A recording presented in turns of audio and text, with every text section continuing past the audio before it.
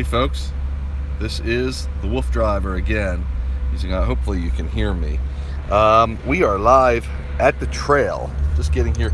Now actually we had a change of plans, but that's what wolf driving's all about, being spontaneous. We're going a little closer to home, still about 3.5 hours, just because we started a little late today. So we wanted to make sure we get enough daylight running in. And we're at the Pennypack Trail, which is on the outskirts of Philly. We wanted to save the Rhode Island trip for probably next week, depending on the weather. You're getting a view of Dan up on the truck, and that Zorro in the window, and Jag in the window. You'll get an occasional view of me, and I could take questions here possibly as we go. You're looking, by the way, at a 6-door custom-built excursion for what I do for all this wolf driving, quote-unquote.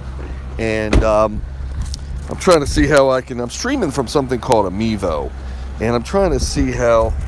Oh, hey, Eric, back at ya. Good to see you again. Thanks for joining us. If you want to give a shout-out, folks, I can give a shout right back.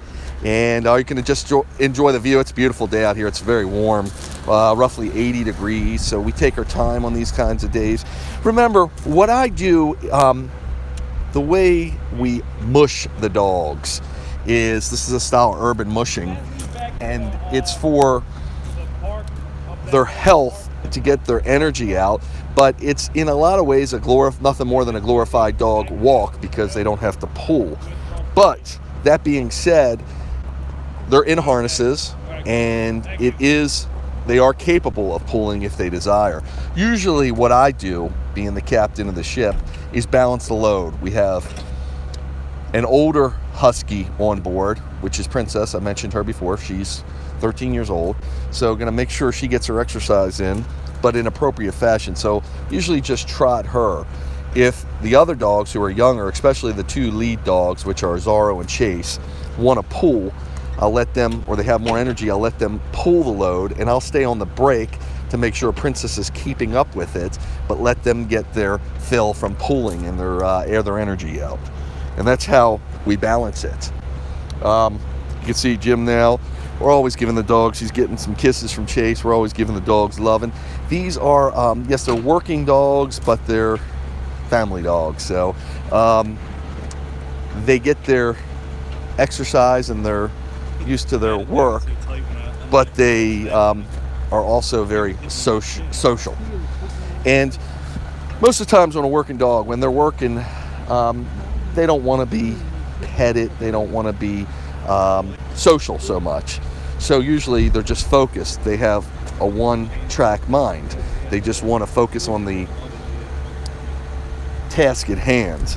And that's how, hey there, sorry I just missed. I'm trying to keep up with everybody here. So what a lot of times when you'll see working canines, like protection dogs, obviously you don't want to pet them when they're working, and same thing with sled dogs. So a lot of people come up to us and say, are they friendly? And of course they're very friendly, but when we're rolling, they're on their mind to go. But when we stop, they're lovable. They want affection, they want to say hi to you and all that good stuff. It's pretty cool to watch the total diversity of their attitude and how they interact. And that's one of my loves of this. I love watching their interactions and learning their behaviors. And I've been doing this for better than 20 years now, and I've gotten quite a feel for how they interact with each other and with humans as well, and of course with other animals. So it's interesting. Hello there. It is a beautiful day, Sherry. Thanks so much for dropping by again. Absolutely awesome. Remember, for us, it's beautiful. It's a little warm for them, so we'll try to be in the shade as much as possible, or we'll go at a slower speed, as well as if there's any waterways along the way, we may let them mingle with them, get in to cool their paws. Their paws are really where a dog, quote-unquote, sweats from. That's where the heat escapes, as well as obviously through their mouth through panting, but they're not efficient at cooling, and that's the reason that heat is such an enemy to all breeds. Even we have a hairless Chinese crested. Even though she's hairless, heat is still an enemy to her. And though she can't tolerate cold temperatures either, but during the warmer months, they're just inefficient at getting rid of heat. And that's just the design of the dog. So keep that in mind, because overheating is very possible at any time. So we avoid that. We've never had an issue. I'm more cautious. I always err on the side of caution. Now I'm going to get ready to help Jim. You're going to see me come around, and I'm going to help unload the bike here. And this is called the fleet. I call them bikes. They look strange, but long dog carts, long bikes, whatever, if you will. We got it, Dan. I don't have it. You do. Okay. I'll get it. We got it. Just grab it when it comes to you, Bill. Yep. That's it.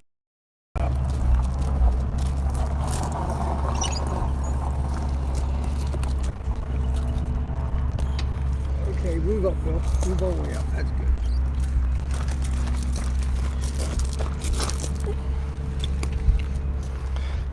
And that's how we pull the bike down, folks.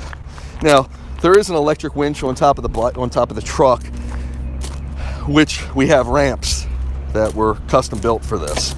And we can do that setup, but we found it quicker when the three of us are here to unload in that fashion that you just saw. You see Zara's looking at the setup, getting excited. So what I'm gonna do is we outfit the bike now. Once we have the bike down, we have to dress it up, so quote unquote, where we put all the equipment on that we'll be carrying. And I'm gonna try to move the camera over so I can show you how this is done.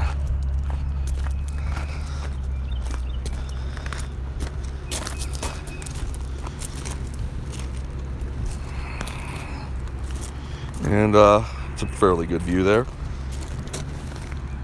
Spin it on. Okay. So what happens here is we've got to get this thing ready for the dogs and for the kind of filming we're going to do on the day.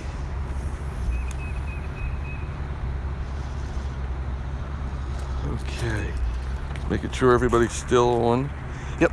So we go through some pretty extensive setup for filming purposes to document everything we do here, as well as to, of course, for the dog's comfort.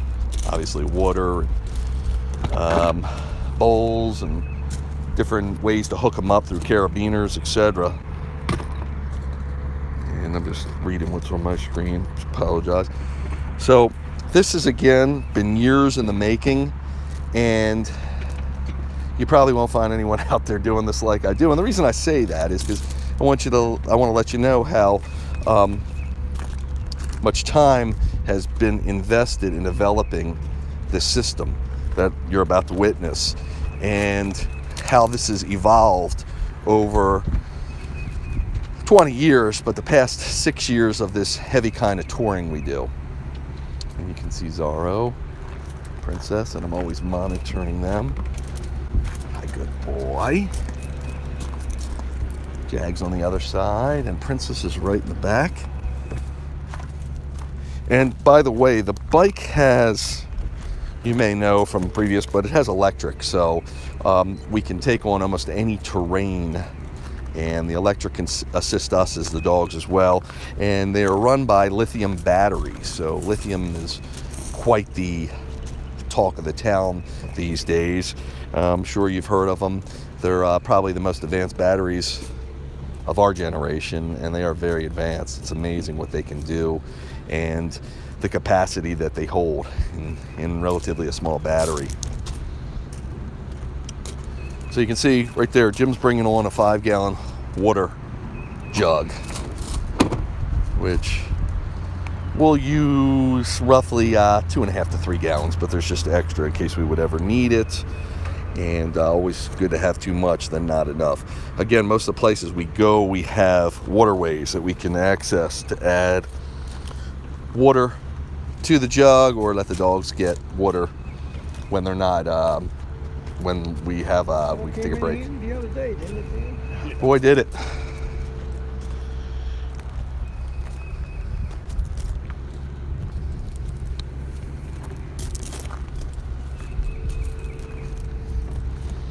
Got the pole on. Tape that good.